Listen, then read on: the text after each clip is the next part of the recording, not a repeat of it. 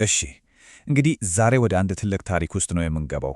ይህ ታሪክ የሰው ልጅ የመጀመሪያ ዓላማው ምን ነበር የሚለውን፣ ከዛ በኋላስ እንዴት ተበላሸ እና በመጨረሻስ እንዴት ተመለሰ የሚለውን የሚዳስስ ነው። ይህንን ሁሉ የምንመለከተው በሁለት ቁልፍ ሰዎች ወይም በሁለቱ አዳሞች በኩል ይሆናል። እንግዲህ ታሪኩ የሚጀምረው ከአንድ ትልቅ ጥያቄ ነው። በጣም መሰረታዊ ጥያቄ። መጀመሪያ ላይ ለሰው ልጅ እኮ ዓለምን የማስተዳደር ትልቅ ሥልጣን ተሰጥቶት ነበር። ታዲያ ይሄ ሥልጣን ወዴት ገባ? ምን ላይ ወደቀ? እሺ፣ ስለዚህ ምን እንደጠፋ ከማየታችን በፊት እስኪ መጀመሪያ ላይ የተሰጠው ነገር ምን እንደነበረ እንመልከት። የእግዚአብሔር የመጀመሪያው ዕቅድ ምን ነበር? አዳም መጀመሪያ ላይ ምን ኃላፊነት ነው የተሰጠው? እነሆ ልክ ዘፍጥረት ላይ እንደተቀመጠው ይህ ጥቅስ እንግዲህ የመጀመሪያውን የሥራ ድርሻ ነው የሚነግረን። ምንድነው? ፍጥረትን መግዛትና ማስተዳደር። ግን እዚህ ላይ አንድ ነገር ልብ በሉ። ይሄ ግዙ የሚለው ቃል የባለቤትነትን ስሜት ሳይሆን የእንክብካቤን ኃላፊነት ነው የሚያሳየው። አዎ፣ እንግዲህ ቁልፍ ቃሉ ይሄ ነው፣ መጋቢነት። እስኪ እንደዚህ አስቡት። አዳም ምድር ባለቤት አልነበረም፣ ሥራ አስኪያጅ ነበር ማለት ይቻላል። ሥልጣን ተሰጥቶታል፣ ግን ጊዜያዊ ነው፣ በውክልና የተሰጠ እና ይህን ሁሉ ነገር የሚያስተዳድርበት ዋናው መመሪያስ ምንድን ነው? ፍቅር። መርሁ ይሄ ነበር። ስለዚህ ዋናው ነጥብ፣ ዋናው ተልእኮ ምን ነበር? ልክ እንደ መስታወት መሆን፣ የእግዚአብሔርን አፍቃሪ ልብ በሁሉም ፍጥረታት ላይ ማንጸባረቅ። ይሄ በጉልበትና በኃይል ላይ የተመሠረተ ግዛት አልነበረም፣ በፍጹም። ይልቁንም በእንክብካቤና በፍቅር ላይ የተመሠረተ አስተዳደር ነበር። እሺ እንግዲህ ያ በጣም ድንቅ እና ፍጹም የሆነ ዕቅድ ነበር። ግን ታሪኩ እንደዛ እንዳልቀጠለ ሁላችንም እናውቃለን። ታዲያ ምን ተፈጠረ? እንዴት ነው ያ ፍጹም የነበረው ተልእኮ እየተበላሸው? እንዴትስ ነው ይሄ ትልቅ ሥልጣን ሽግግር ሊፈጠር የቻለው? ነገሩ ሁሉ ወደ አንድ ውሳኔ ነው የሚመጣው። የመጀመሪያው አዳም በማታለልና ባለመታዘዝ ምክንያት ትልቅ ስህተት ሠራ። ይህን በማድረጉም የመግዛት መብቱን በገዛ እጁ አሳልፎ ሰጠ፣ ሥልጣኑን ለቀቀ።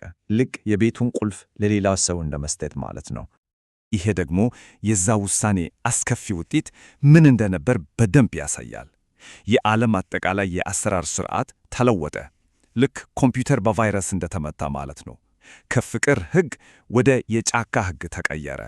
ጉልበተኛ የሚተርፍበት፣ ጠንካራው ደካማውን የሚበላበት። የስምምነት ዓለም በሞትና በመበስበስ ባርነት ተተካ። ጉዳቱ የደረሰው በሰው ልጅ ላይ ብቻ አልነበረም። ውጤቱ መላውን ፍጥረትን ያካተተ ነበር። ይህ የሮሜ ጥቅስ የሚሰጠን ምስል ፍጥረት በሙሉ ሲያካትት፣ ሲጠባበቅ፣ ነገሮች ወደ ቀድሞ ሁኔታቸው እንዲመለሱ ሲናፈቅ ነው። መላው ዓለም ልክ እስትንፋሱን ወጦ መፍትሄን እንደሚጠባበቅ ማለት ነው። እንግዲህ ዓለም በዚህ በተበላሸና በሙስና በተሞላ ሥርዓት ውስጥ ነች። በጣም ተስፋ ያስቆራጭ ሁኔታ ነው።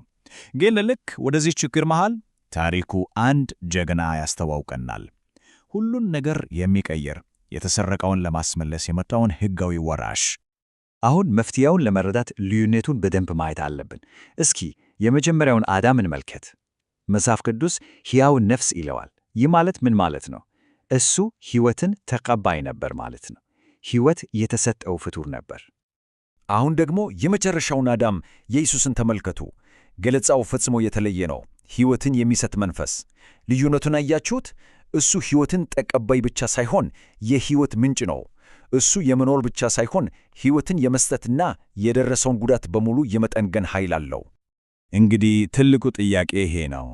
ይህ የመጨረሻው አዳም የመጀመሪያው አዳም የፈጠረውን ትልቅ ችግር በትክክል የሚፈታው እንዴት ነው? ዝም ብሎ በአንድ ጊዜ የሚሆን ነገር አይደለም። በግልጽ የተቀመጠ ደረጃ በደረጃ የሚሄድ የመታደስ ሂደት ነው። እስኪ አንድ በአንድ እናያቸው። መጀመሪያ የኃጢአት ይቅርታ አለ። ይህም በመስቀሉ ሥራ የተቻለ ነው። ከዛ ይቅር መባል ብቻ አይደለም፣ መንፈስ ቅዱሱ ራሱ በአማኞች ውስጥ መጥቶ ያደራል። ይሄ ደግሞ ዳግም መውለድ ወደሚባለው ነገር ይመራል። የጠፋው የእግዚአብሔር መልክ ይመለሳል ማለት ነው። እና በመጨረሻም ይሄ የተመለሰው መልክ አሮጌውን ችግር ለማሸነፍ የሚያስችል እውነተኛ ኃይል ይዞ ይመጣ። ይህን መረዳት በጣም ወሳኝ ነገር ነው። ይሄ ማለት የኛ መዝገብ አሁን ንጹሕ ነው እንደማለት አይነት የሕግ ለውጥ ብቻ አይደለም። ይሄ ማንነትን ከመሠረቱ የሚቀይር ነገር ነው። ከአሁን በኋላ ለአሮጌው መንገድ ባሪያ መሆን የለም። ይልቁንም በክርስቶስ መልክ ዳግም መፈጠር ነው። የተፈጥሮ ለውጥ ነው። እሺ፣ ይህ ሁሉ ሂደት ወዴት እያመራ ነው? የመጨረሻው ግብ ምንድን ነው? ወደ መጀመሪያው መመለስ ነው፣ ግን ከበፊቱ በበለጠ ሁኔታ። ስለ መጨረሻው ድል ነው፣ ስለ ተመለሰው ተልኮ። ስለዚህ ይህ መታደስ ስለ እኔና ስለ ድነቴ ብቻ አይደለም፣ ከዚያ እጅግ የሰፋ ነው። አሁን በመንፈስ ኃይል የታደሱ ሰዎች ምድርን ለማስመለስ ከክርስቶስ ጋር ይሠራሉ። ያንን የጫካ ሕግ በንቃት መቃወምና መግፋት ነው። እነሆ አዲሱ የተልእኮ ዝርዝር፣ የጠላትን ተጽዕኖ ማሸነፍ፣ የፍቅርን ግዛት እንደገና ማቋቋም፣ ፍጥረትን እንደገና እንደ መጀመሪያው መንከባከብ እና በመጨረሻም ከመጨረሻው አዳም ጋር አብሮ መግዛት እና የኤደንን ጣዕም ወደ ምድር መመለስ ነው። እንግዲህ ይህ ሁሉ አስደናቂ ታሪክ ከዘፍጥረት እስከ ፍጻሜው እኛ ወዳለንበት ወደ ዛሬው ቀን ይመልሰናል። አሁን እዚህ ጋር እና አንድ ትልቅ ጥያቄ ትቶልን ያልፋል። ይቺ የተመለሰችው ኤደን፣ ይህ የተመለሰው ተልእኮ ዛሬ በሕይወታችን ውስጥ ለእኛ በተግባር ምን ማለት ነው?